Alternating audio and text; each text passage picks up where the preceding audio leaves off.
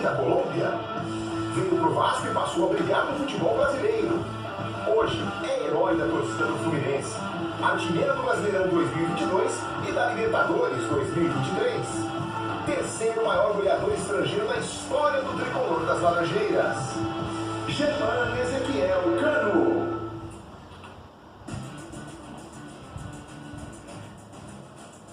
Fuleiragem está de volta hoje com o Ricardinho e Richarlison. Sejam muito bem-vindos. Vocês são de casa já. Vocês dispensam apresentações além do Roger, nosso muso, porque a gente tem um convidado mais do que especial. O cara que mais fez gols nessa temporada, nesse ano de 2023, que a gente tem o maior prazer do mundo em receber. Germán Cano, seja muito bem-vindo. Sei que você está com poucas horas de sono, tem a pequena aí que enchendo esse lar de amor. Bem-vindo, cara. Tudo jóia? Feliz pela fase? Boa noite. Um forte abraço para todos vocês. Obrigado pelo convite.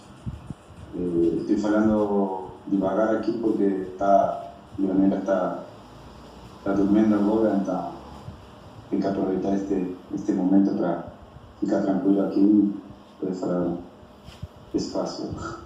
Está dando mais trabalho? Cuidar da pequena ou balançar as redes na Libertadores? Não, são diferentes coisas, né? Quando estou jogando, concentrado 100% ali, e estou ligado no jogo aqui, estou ligado o dia todo. Não consigo dormir ainda.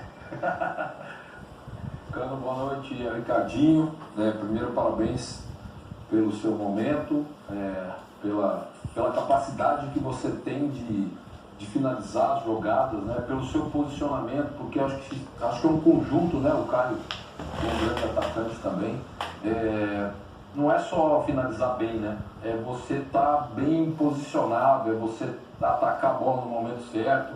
Esses gols que você fez na Libertadores aí a semana passada, os 2 gols, bola rebote e tal, parabéns pelo seu momento. A minha questão, a minha pergunta para você é o seguinte, é lógico que é muito mais fácil e melhor para o atacante quando você joga num time que é ofensivo, né? Que busca efetividade ofensiva, né? A bola passa na frente da área, as movimentações, você tem um meia criativo, você tem 2 jogadores de lado dribladores, né? Isso facilita a forma com que o Fluminense joga, para que você tenha oportunidades e, lógico, a sua capacidade possa transformar essas oportunidades em gol e ser o artilheiro aí da temporada? Cada jogo é diferente. Cada jogo se apresenta muitas situações de gol, independentemente um time que é ofensivo, muitas vezes não se genera tanta gestão de bola, de situação de gol para poder fazer. Em outras ocasiões sim, em outras não. Por exemplo, contra a Olímpia, praticamente teve 2 e as 2 foram gol. Então, é sempre acreditar, sempre ficar no momento certo, saber que em qualquer momento pode acontecer alguma jogada de gol. Então é isso, é poder acreditar que em qualquer momento a bola vai cair e eu tenho que estar muito bem preparado para poder fazer gol. Eu também já falei em várias oportunidades que eu visualizo antes de ter a bola cheia, então é um trabalho muito bom que eu faço já há muito tempo.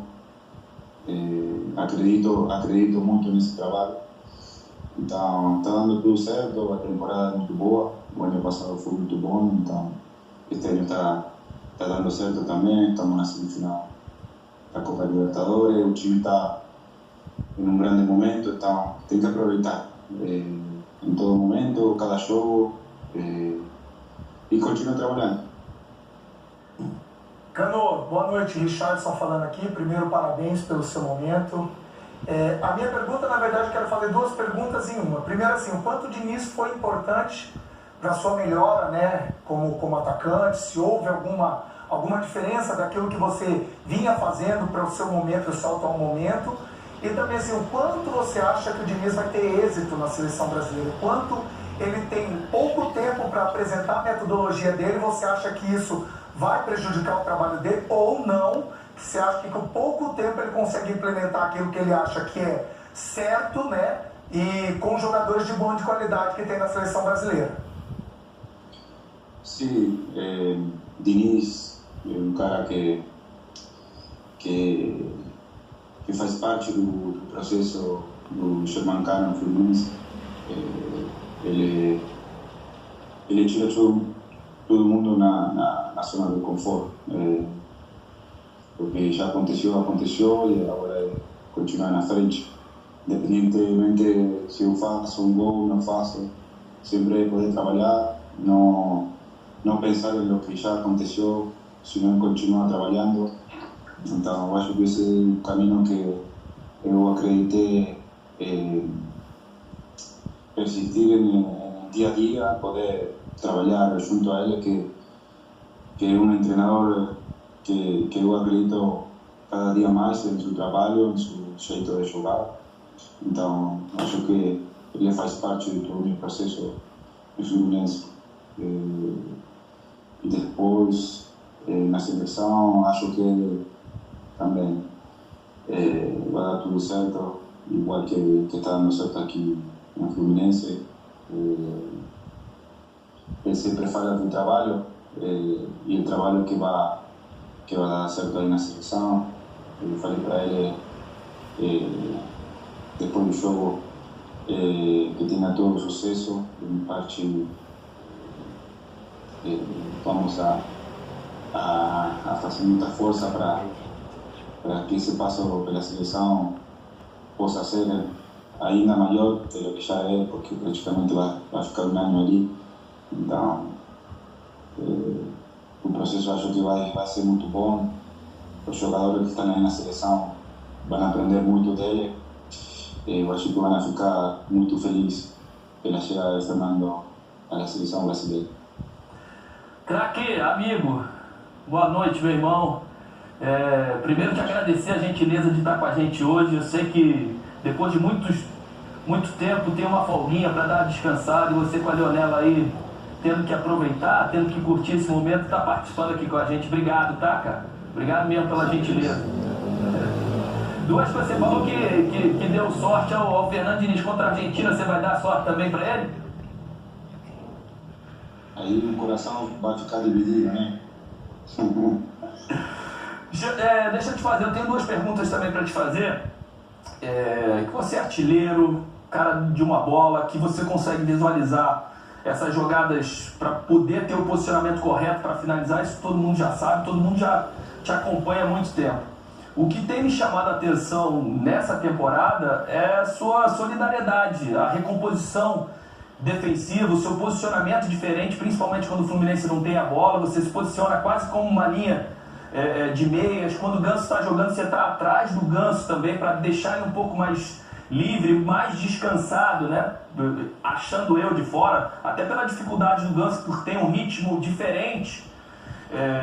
E eu queria saber como você tem administrado isso. Você é um dos jogadores do Fluminense que menos descansa, que se deixar joga todos os jogos, até por causa dos gols, né? Centroavante quer estar todos os jogos para fazer mais gols.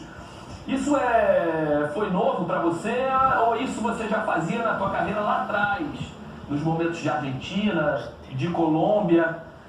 Queria que você falasse desse momento novo e dessa recomposição que tem chamado a atenção da gente. Bom, é um trabalho que com Fernando já praticamente estamos trabalhando já quase 2 anos. Todo mundo sabe como o jeito que Fernando joga, então todo mundo tem que trabalhar para o time. Primeiro é o time, depois são os goles, depois vão acontecer muitas coisas durante o jogo. O principal é poder colaborar e recontribuir com o time, tanto na parte defensiva como na ofensiva. Então, primeiro estar na ofensiva, poder ajudar o time. Todo mundo tem 5 regras que são fundamentais dentro do time, então há que cumpri-las como o Fernando pide. E uma delas é poder passar todo mundo da linha da bola, que todo mundo já sabe disso.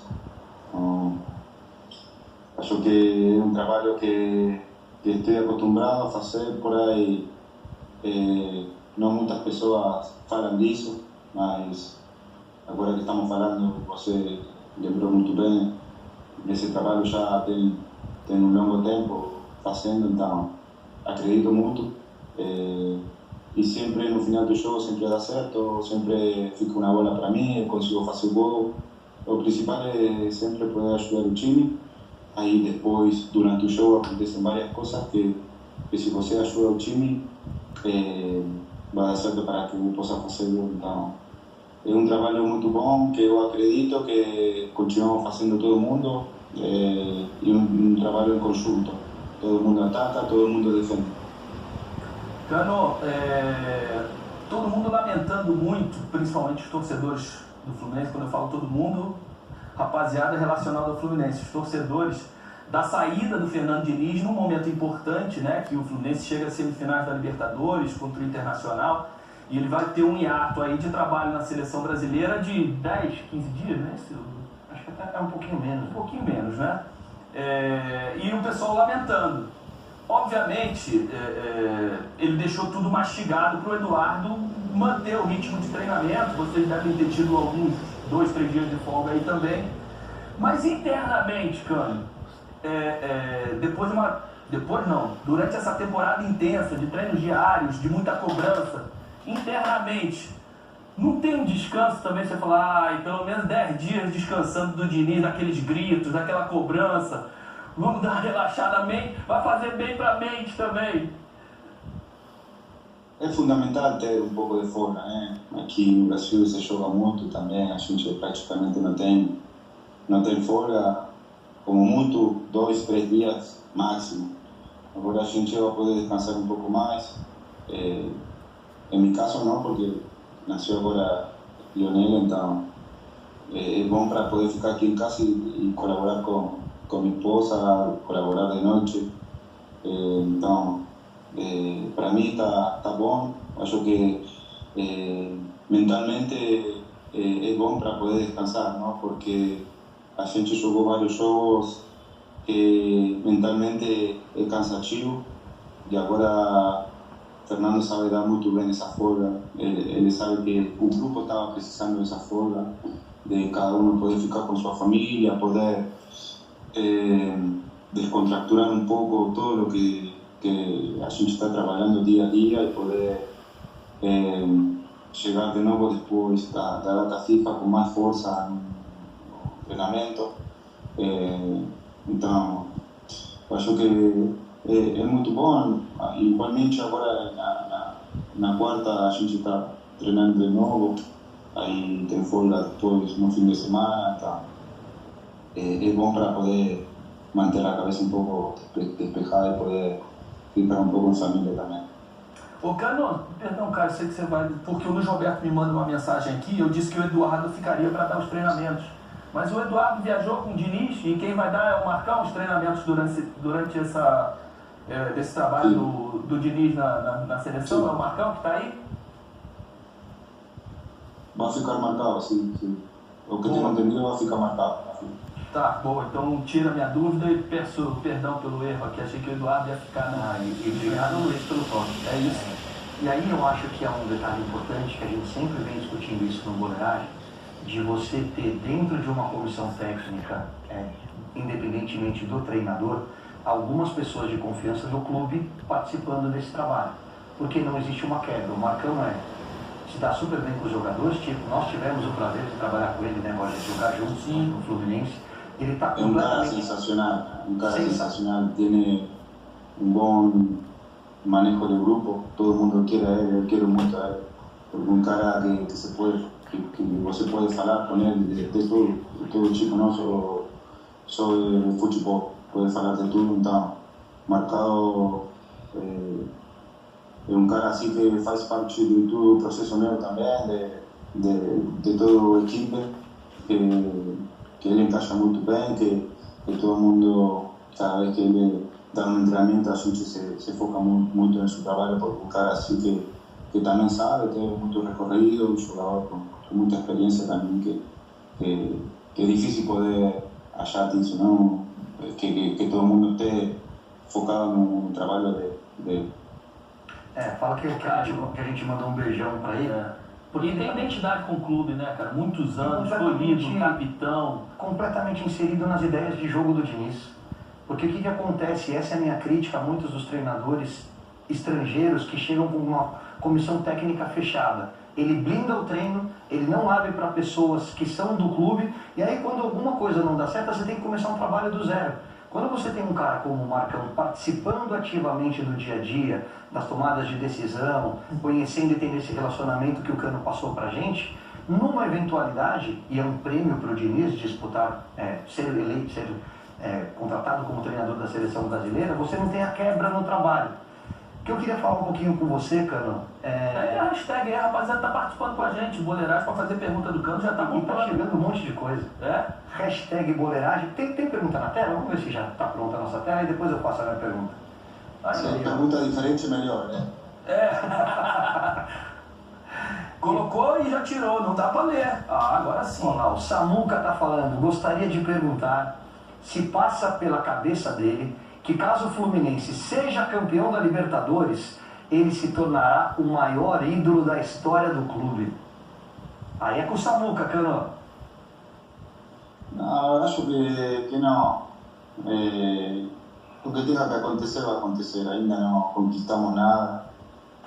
A gente vai competir, vai brigar pelo título, mas vamos esperar um pouco, né? Falta muito ainda, não sabemos o que pode acontecer, mas poder ficar na história marcada do Fluminense para mim seria uma honra muito grande, mas vamos passo a passo e com o pé no chão, como sempre dizem aqui. O Márcio fala assim, já pensou fazendo gol na final da Libertadores?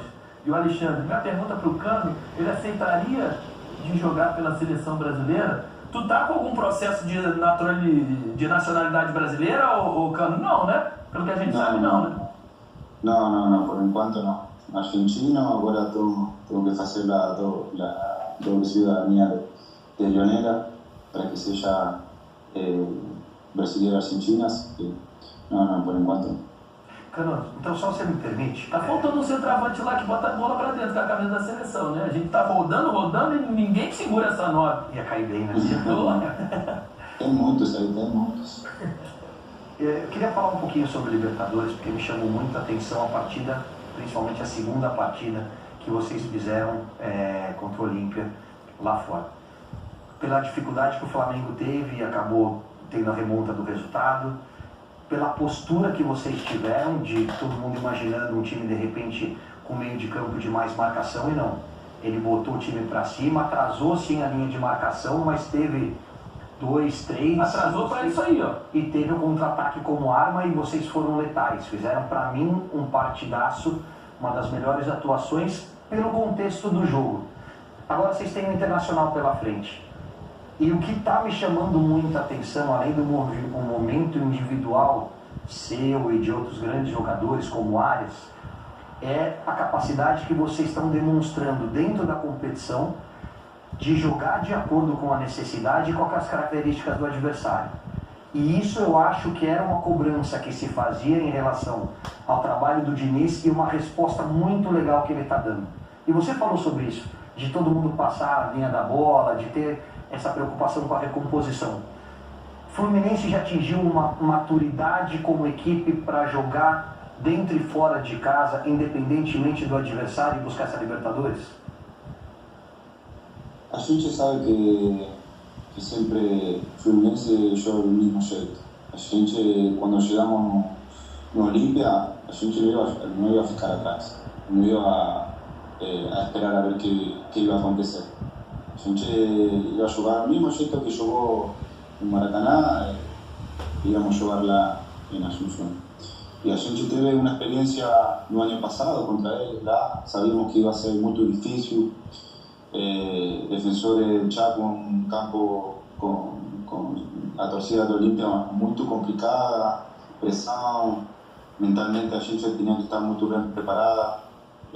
Fizemos um grande jogo, jogamos como queríamos jogar. Sabíamos que de bola parada, de cruzamento de bola na área era muito forte e a gente sabia muito bem disso. Então trabalhamos muito na semana, fizemos muito foco en bola parada, en poder tirar el cruzamento, tomar muito recaudo en los contraataques. Y a gente jugó un grande show porque desde que llegamos al estadio ya fue difícil y a gente compitió, brigó y yo que somos merecedores de ese triunfo porque a gente siempre juega del mismo jeito y jugamos muy bien en un campo muy difícil como es Defensores del Chaco. Ricky, queria que você falasse um pouquinho do que o Cano está analisando, porque o Internacional parece que se encontrou na Libertadores também, né? Por mais que ele não tenha feito ou que não está fazendo bons jogos no Campeonato Brasileiro, na Libertadores ele vem de uma classificação em cima do River contundente, né? 2-0 no Beira-Rio, depois passa do Bolívar também com tranquilidade, ganhando na altitude, ganhando em casa, jogando bem em casa, né, para confirmar a classificação. Queria que você falasse sobre essa disputa, né? Obviamente daqui a 3 semanas, 2 semanas e pouco, muita coisa pode acontecer. Você vê alguém favorito, né, nessa disputa, ou alguém que está um pouco mais à frente como equipe?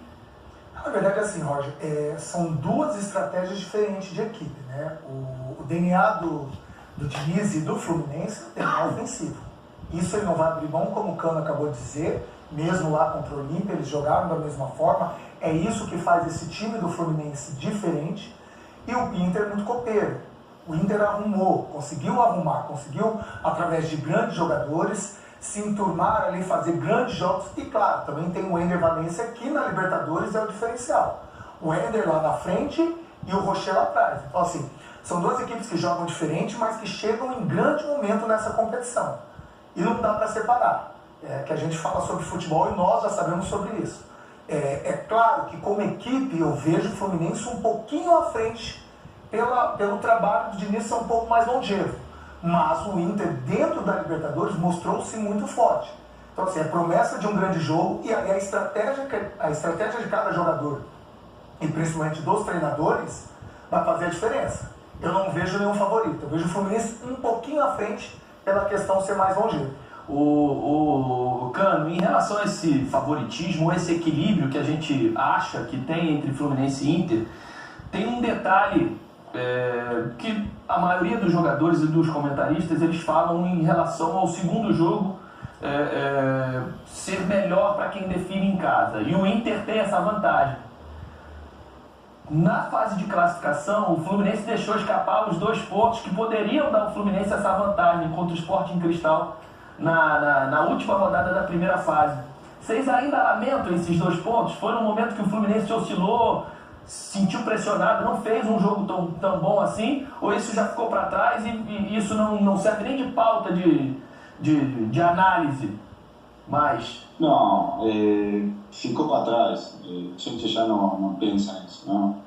A gente sempre brigou por ganhar, em algumas ocasiões não deu certo, mas nós não estamos pensando nisso. Agora poder fazer um grande jogo em casa e poder definir lá o Inter. Sabemos que a chave está muito aberta. Os 4 times que estão na semifinal são times muito bons, muito equiparados, tudo, muito competitivos. Então, eu acho que poder passar a grande final vai ser em detalhes, né?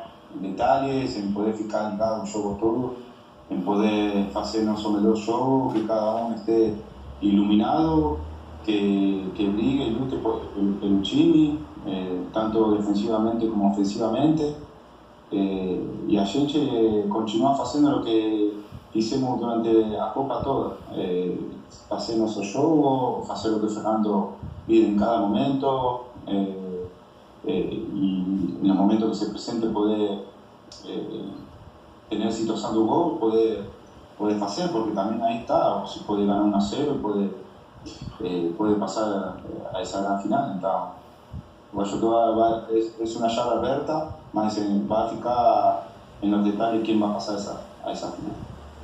Cano, a gente já falou muito sobre algumas coisas da sua vida, e você é um cara que acompanha muito futebol argentino, né?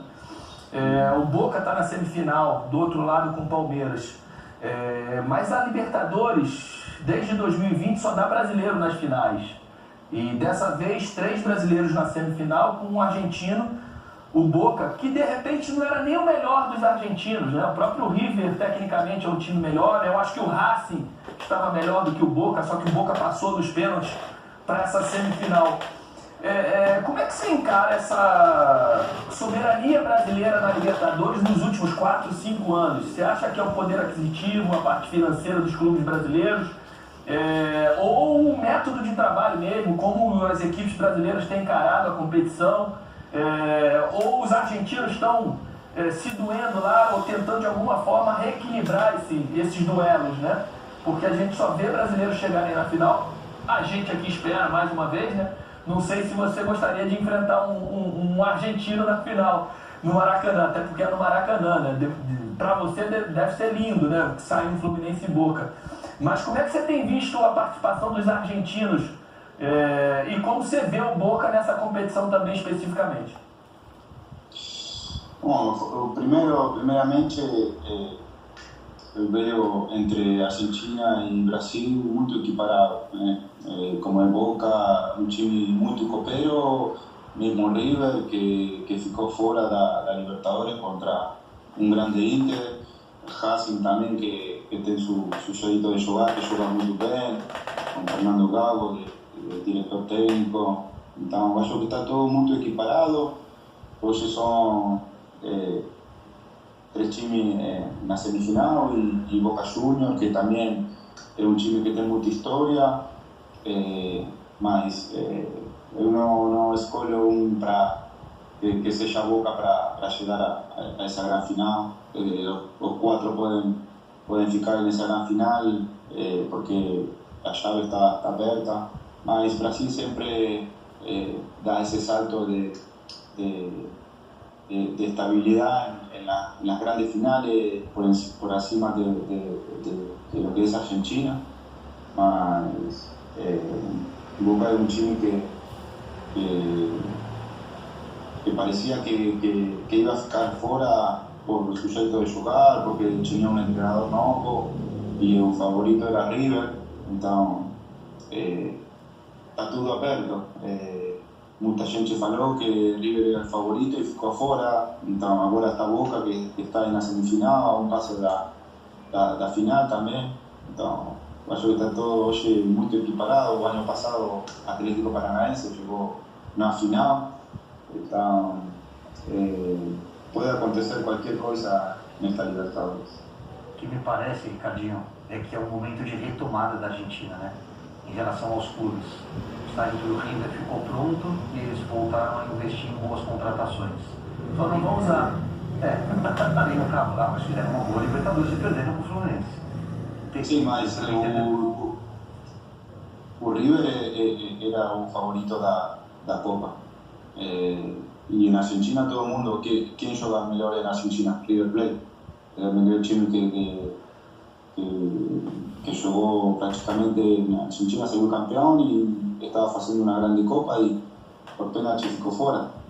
E agora ficou fora da Copa Argentina, mas o principal de River era praticamente a Libertadores. Então ninguém pode confiar porque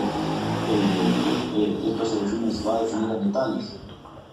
Exatamente. É que eles contrataram o Lanzinho, não tem mais um nome pesado que eles contrataram e não conseguiram usar. Para escrever na próxima fase, grandes contratações e acabaram não passando pelo Inter e acabaram ficando. Pete Martins, tinham bons jogadores. Esse Pete Martins. Agora, o que me parece, você vê o Estudiantes, né, fazendo um grande jogo contra o Corinthians pela Sul-Americana e ficando de fora nos detalhes por causa do Cássio e da trave.